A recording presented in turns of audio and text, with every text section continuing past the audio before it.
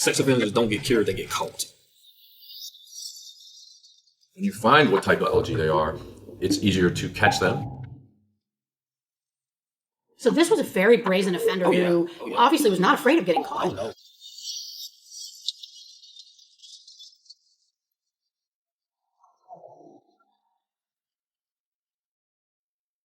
Hello and welcome to Best Case, Worst Case. This is Jim Clemente, retired FBI profiler, former New York City prosecutor, and writer-producer on CBS's Criminal Minds. And with me today, live from Atlanta, is... Hi everybody, it's Francie Hakes, former state and federal prosecutor.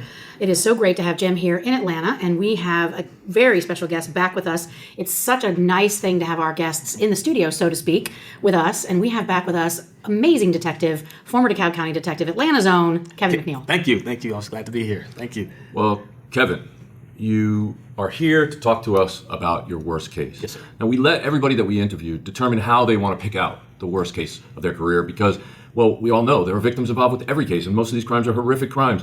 And so it's a very difficult thing to pick out a worst case. Yes, that's true. So just tell us, what kind of case is it that you're talking about? It'll be another serial rape case. A serial rape case. Yeah, those are very serious cases. Yeah. And then tell us what you were doing when you found out about this case. I was actually working on another case involving a child death. And one of the detectives that was working a rape case, I think the perpetrator had already attacked two women, had left the unit. And they decided to give me that case and told me to pick up on that case. Because that person had left the unit, I would need to take over that case. So I was actually working on another case when that case came to me. So it was already labeled as a serial rape case. It was. At least two victims. Okay. And so what did you do first? Well, what I did first was told them that I couldn't properly give attention to this case without actually, working on a child death case. So I needed the full attention to this case. Initially, they allowed me to do it. And so what I did was I noticed, again, a commonality between the suspect and how he attacked his victims. It was like all victims were cutting through a breezeway or a shortcut. And the women that were cutting through, they would get attacked by this particular person. So when you say breezeway, do you mean an apartment complex? Apartment complex. They were like taking a shortcut from the bus stop to the apartment complex. And so I noticed that those two things was coming. So the first thing I did was trying to determine why are we considering this a serial? And does it have the elements that I normally look for? Because I don't look at description, because victims describe things differently, particularly when they're traumatized. I look at those similarities in actions. And so, right. So what you're talking about is the fact that eyewitness testimony is actually the least reliable type of testimony, especially when the offender is not known to the victim. Exactly. And so those are the situations. So what you're saying is you don't put a lot of weight on the physical description of the offender because the victims are going through trauma. Yeah, and they will give different descriptions, and sometimes detectives rely too much on physical descriptions, and when one physical description is thrown off, they'll automatically say it's a different perpetrator. So you're doing your job. You're going back, and even though it wasn't your case to begin with, you want to verify all of the details and go back and sort of behind the work of the other detective and just make sure that you are dealing with the kind of case that you've been told you're dealing with. Yes, definitely. I want to make sure that if I'm going to have the case, that I'm putting together my investigation and not relying on someone else's investigation. That way, when I get to court or trial, I'm able to explain my work and why I chose to do it the way I did it. So you were working in DeKalb County as a detective, special victim detective, right? Yes. At the time. So obviously these assaults took place in DeKalb County. What part, we do have a lot of listeners in Atlanta, my hometown. What part of DeKalb County were you operating in for these cases? See, that was so difficult about it. These persons was like, they would do like the Stone Mountain area, and then they would move to the Lithonia area, and then they would move to like the Chamblee area. So DeKalb is a big county. Yeah, that's so pretty big. That's far. Yeah. That's a 30-minute drive. Mm-hmm. So now you can see why the supervisors and people in the unit thought that there was no way possible this was the same person, because they were depending on locale, like as if suspects don't have vehicles. Yeah, that's never happened before. Somebody moved from one location to another to commit crimes. You never heard of that. To me, it's sort of shocking the person didn't cross county lines. Yeah. So that's what really kind of, I think, what made them determine it as a serial, because two of them happened. The first two happened in that particular area, and like right down the street from each other. So they focused entirely on that area. So what happened was when I got the case, it went cold. But let me ask you something. Mm-hmm. After those first two cases in that one area, did that prior detective concentrate his investigative attempts in that area? Yes. So wouldn't that maybe be the reason why this offender moved to another location and another location? Because not only did we concentrate in that area, we did like the whole foot patrol with the officers there stopping and knocking and talking, old-fashioned detective work. And so, of course, people weren't talking. No one knew the guy. We was going showing sketches of people we had. Of course, no one said they knew the guy. And so, of course, everything went cold. I was left with no trail after that. I think that's probably to me, it's one of the hardest things about being an investigator is you've got a case, you've got a criminal. This is a serious, dangerous offender who's, you think at least, has offended more than once. There's no reason to think he's going to stop. And yet not only do you not know who he is, but you're stuck not knowing how next Yeah. you can proceed. Yeah, because that bothered me. Because one thing I knew about having worked so many cases, sex offenders don't get cured; they get caught. Right? They I don't love that. stop. They don't stop because they had an enlightenment or epiphany that they did something wrong. Jim, that's my new computer wallpaper. Yeah. Offenders don't Get cured. Sex offenders. Sex offenders don't get cured; they get caught. Yeah. So, I knew Unfortunately, very few of them get reported. that. Yeah. Fewer of them get caught, and fewer of them get convicted. That's true. So there's a lot out there that continue to offend over and over and over again over the course of their career. That's definitely true. Yes. So Kevin, it was cold. Your trail was cold. Yeah, it was but cold. that's not going to stop Detective Kevin McNeil. Not Kevin McNeil that I know. I know. And so it was actually frustrating because, the powers that be said, hey, it's gone cold. We need you to continue working on your other cases. And so the case file sat on my desk, and I need to work this case because this guy's not going to stop. Well, he has stopped. We can't let you continue to take your manpower, your expertise, and work on this one case when we got other cases pending. And that was very, very frustrating. And that's a lot of pressure, right? And the same yeah. thing that prosecutors and agents experience is if there is any kind of hesitation, the instinct of everybody above you is to say, move on to the next thing. And of course, for you too, there's a lot of pressure to move on to the next thing because unfortunately, there's a lot of next things happening. Yeah, that's true. But you can take it kind of personal. Particularly when you sit down with victims personally, you hear the pain coming from them. You kind of take it personal as a And that's what responsibility. motivates you, right? Yeah, exactly. That's where I get my passion from. You take it personal. Like, I don't see this as a case file. These are people, right, that I know I got to bring closure to. And so that was the most frustrating part, that I wasn't given the time and the opportunity to work that case like I wanted to. Okay. So what happened next? I mean, what picked it back tells up? me you did manage to do I that. did, because I was doing a little bit of stuff. Like, I was finding out there was a store there. So I wanted to show the clerks on each shift, like, do you know this guy? And you would get clerks that were people loading in front of the store all the time. And so nobody had anything that they can come up with. So I just started going to apartment complexes, like sitting. Like, I would just sit, no one knew where I was, and I would just sit and watch and see if I saw anybody that possibly looked like him. And then I went to the trails that the person went through to make the assaults and got nothing. And I was like, okay, this is upsetting. And then I said, okay, you might want to take a search elsewhere, because maybe this person moved. So I go to the leasing office to see if there was any recent move outs, right? So to see if this person stayed in this apartment complex that was near both of these trails, could I get all the persons who had moved? So you're doing a bit of geographic profiling Yeah, there yeah. in order to try to figure out whether the offender was someone actually local to the area. Exactly. And then the one victim was coming from that store, so possibly this person was watching them. And so I'm thinking, okay, this person had to be around this store watching them go through this cut, because it's very dark. It's very dark. You have to see a person actually going and time your assault as they're going through the cut. So we didn't actually ask you, and I should go back. One of the things our listeners online always ask us, because Jim and I get so into your story that we forget, is people say, let's a little more detail about the actual case and crime itself. So you had information from these two women, or at least one of them, who had left a store and were walking home toward their apartment, right? Yes, exactly. And so could you tell us a little bit about what they described happening to them? They said they got into the cut and they felt... So you keep saying that. They got into the cut. Yeah. You know what that means. Yeah, I'm sorry. I'm not sure what that means. Yeah, that's like a shortcut people use. Instead of going all the way around the corner and go to the front of the apartment complex or front of the street, they just use a cut through some woods, very dark areas to cut off some time from that Very walk. unsafe for convenience. Yeah, and so She was walking through this shortcut, and what happened to her? So she hears some footsteps, which was not uncommon because everybody takes that cut through. But the footsteps kept getting quicker and quicker. And so when she stopped, she felt a hand over her mouth. Guy pulls her into the woods and then puts a gun to her head and tells her, you're going to suck it or you're going to die. And so she says, What a horrendous yeah, experience. Yeah. And so she does it, and he goes to try to penetrate her, and she tries to fight, and that's another thing that he did. He beat her. He physically assaulted her. Yeah. And so then he told her, lay down, don't look at me, and don't get up immediately.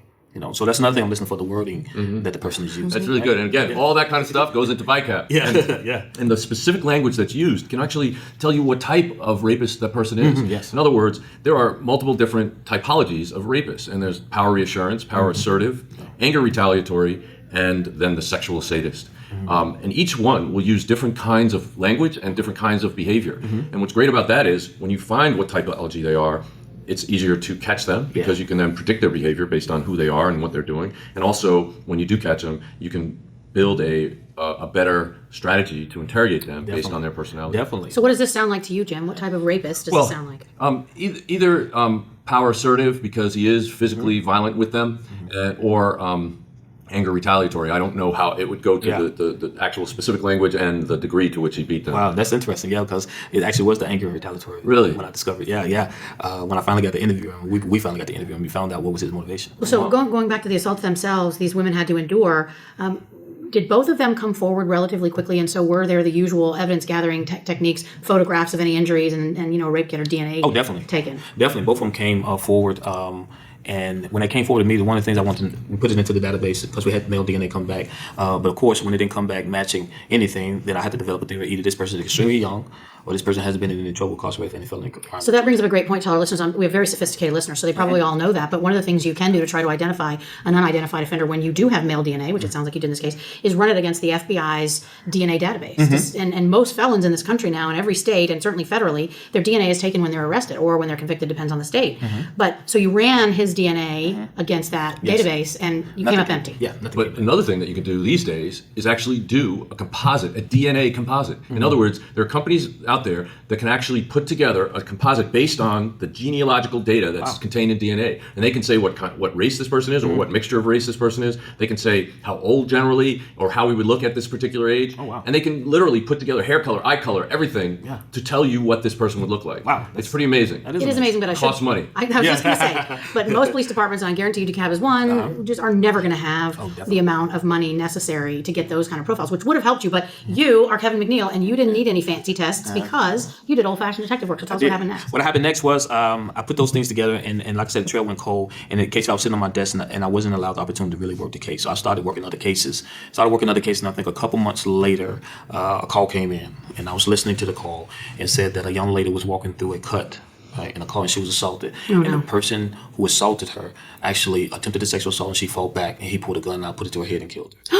Oh, Kevin. Yeah. Oh, God. So the trail goes cold, and he killed someone. Yeah, he killed someone. And we were able to get video surveillance from that. It was broad daylight. We were able to get video surveillance, and because we got video surveillance, that's how we identified who it was. So it was broad daylight. He assaulted and killed this woman. Daylight. Were the other attacks in the daylight? One was, and another one was at night. So this was a very brazen offender who obviously was not afraid of getting caught. Oh, no, he wasn't at all. He wasn't at all. So that really bothered me.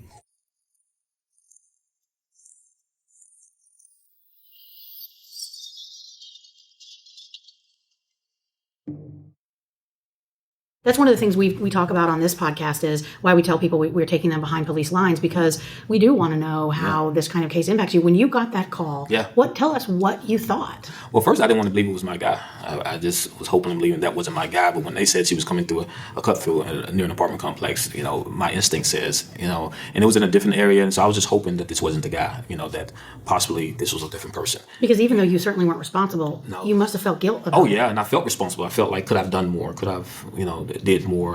But there was no way of me knowing, because the trail went cold for so long, and it was a totally different area. And I just felt bad about it. It just felt real horrible. Well, of course you did. So now you got the call, you got surveillance. What happens? Well, what happens after that, we identify who the person is. We're able to identify who he is, and then we send out search warrants. We actually capture him. And when we capture him, actually they captured him and I was not at work. And I think I was either out of town or going out of town, and they said, we think we got your guy. And so they wanted me to come in for an interview, and I wasn't able to, but I knew two good detectives and officers that I can probably help conduct the interview. And so I told them the things I wanted to ask, some particulars that I needed to know to make sure that this is the guy that I was looking for. And they interviewed him, and ironically, the female detective was the one who was able to get to him.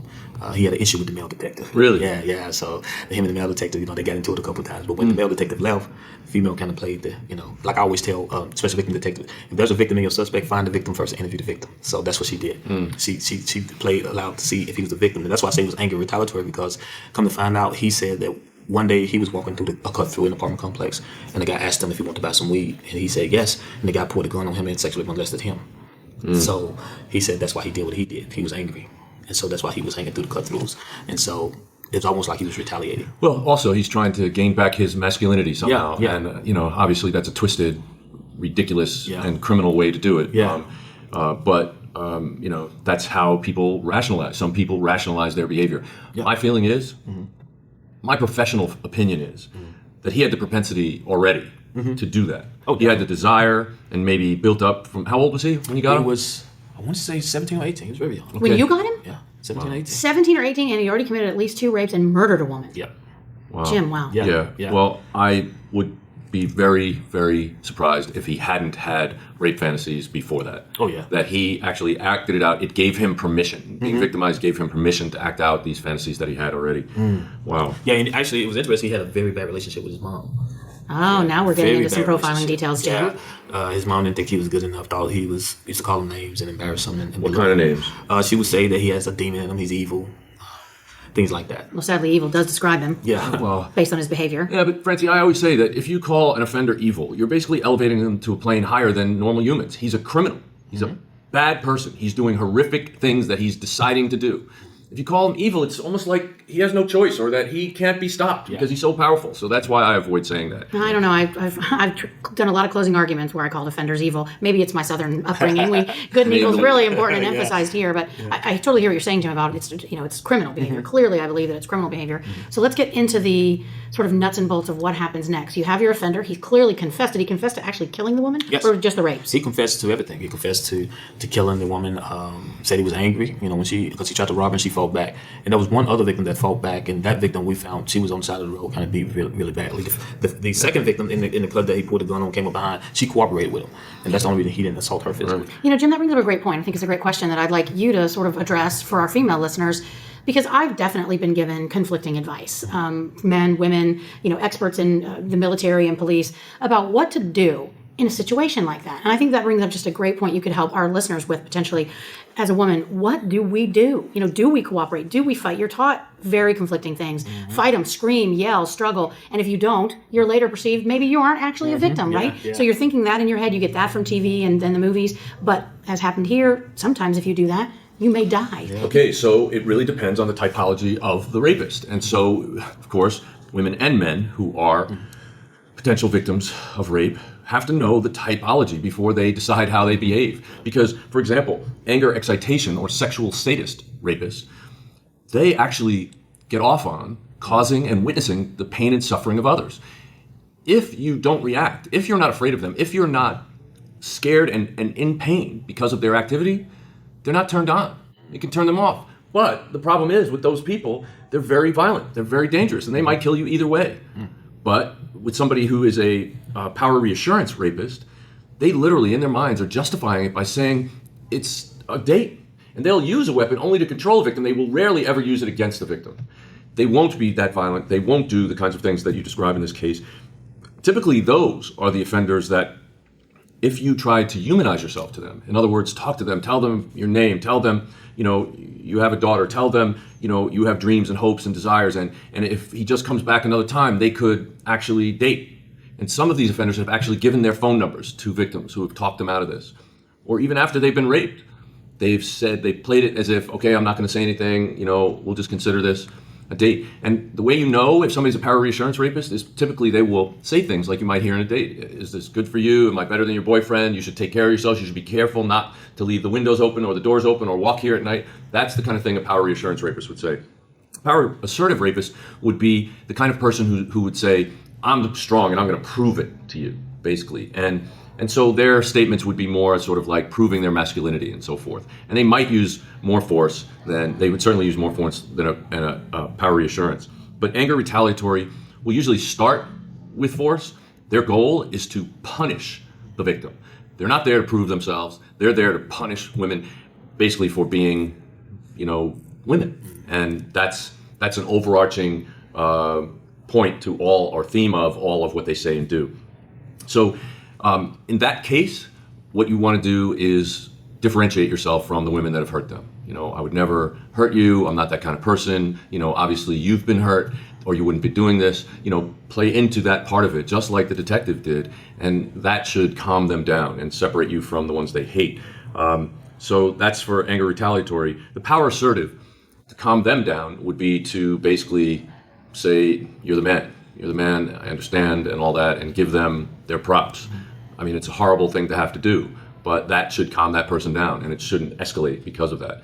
It's just a very, very difficult situation. It's a horrible situation for anybody to be in, so the best thing to do is to be aware of your circumstances at all times.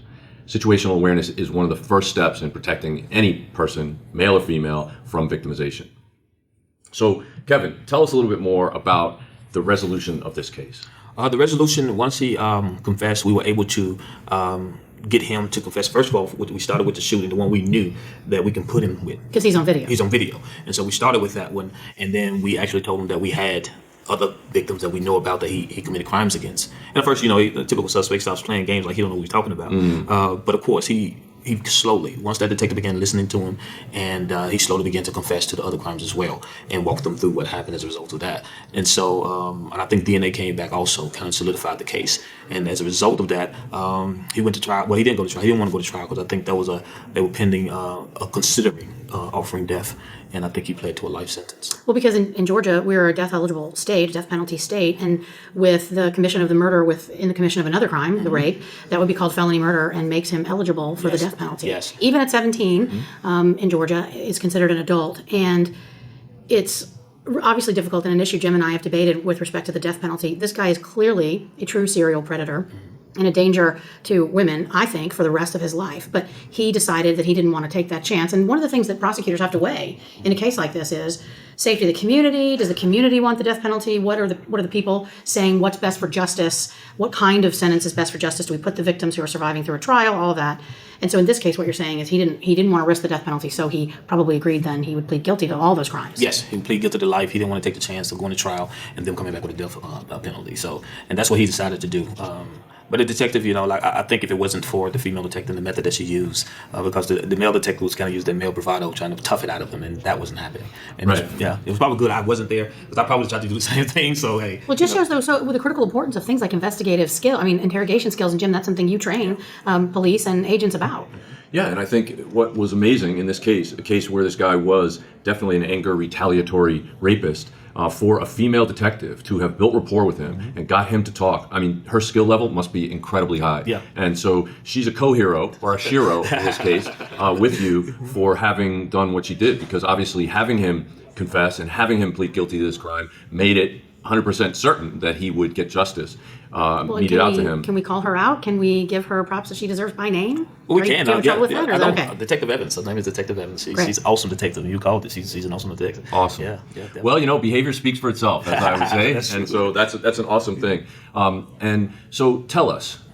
We know this is a difficult case, but tell us why this case sticks with you as a worst case for your career. Because I run through if I could have done this, could I have prevented that? Like, if I had the time, should I've done more? Should I've actually, said, I've been going to someone else and said, listen, I need to work this case. And who knows, I may have not could have prevented it, but that's still something as an investigator, somebody who cares about their work, you kind of figure, I wonder could have been prevented if I had done more than I could have done. And so that's why it bothers me. Like, could I have saved a life by getting this guy off the street earlier, by really pushing the issue, by having the other case, or the one case where he beat the female really badly. Like, that was enough for me to say, hey, we need to do more. This guy's going to get worse. And, my fear was proven. And so I just think the reason it's the worst case for me, I don't think as an investigator, I tried hard enough to really make a point that, hey, we need to get this guy off the street as soon as possible. It's a terrible struggle that good cops have all over this country, and that is they never have enough resources. We're always stretched too thin. I know when I was a young prosecutor, I had 200 cases in my caseload, and you just can't really address them properly. And I'm sure when you're in a situation where you have multiple cases that all need your attention, I'm sure you didn't go off this case to do nothing. You were doing another case that also had victims and required your full attention. It's just unfortunate that you don't pay cops enough, you don't have enough cops, and you put them in a situation where they have to choose between one case and another case, and it's unfortunate. But certainly it's not your fault.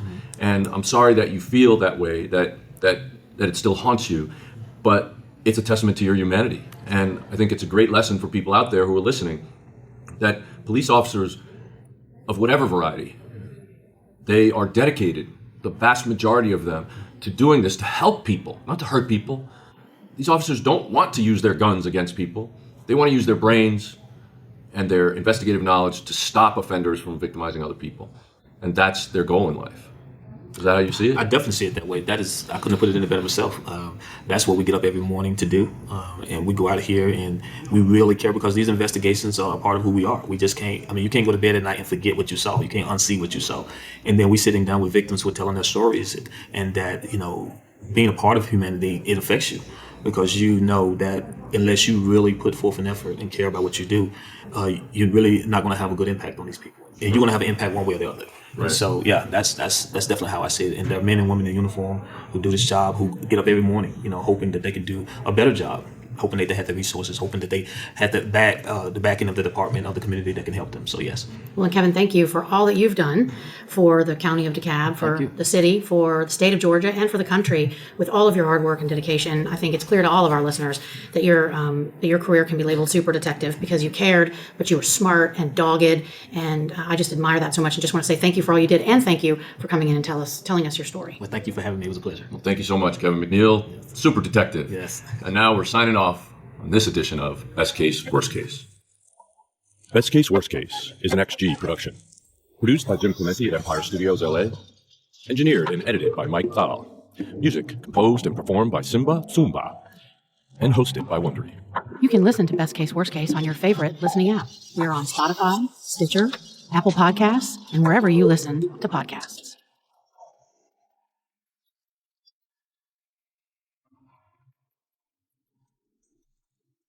Knowledge is power, and when we know the facts about sexual abuse, we can better protect kids. Darkness to Light has already trained more than 1.4 million adults to keep children safe from sexual abuse. I'm one of those 1.4 million, Jim. Using their Stewards of Children prevention training, they give you and gave me the facts, tools, and tips I needed to help keep the kids I love safe, and you can do the same with their Stewards of Children prevention training. Get trained today to prevent, recognize, and react responsibly to child abuse in your community. Learn more about Darkness to Light and child sexual abuse prevention at www.d2l.org. That's D, the numeral 2, L.org.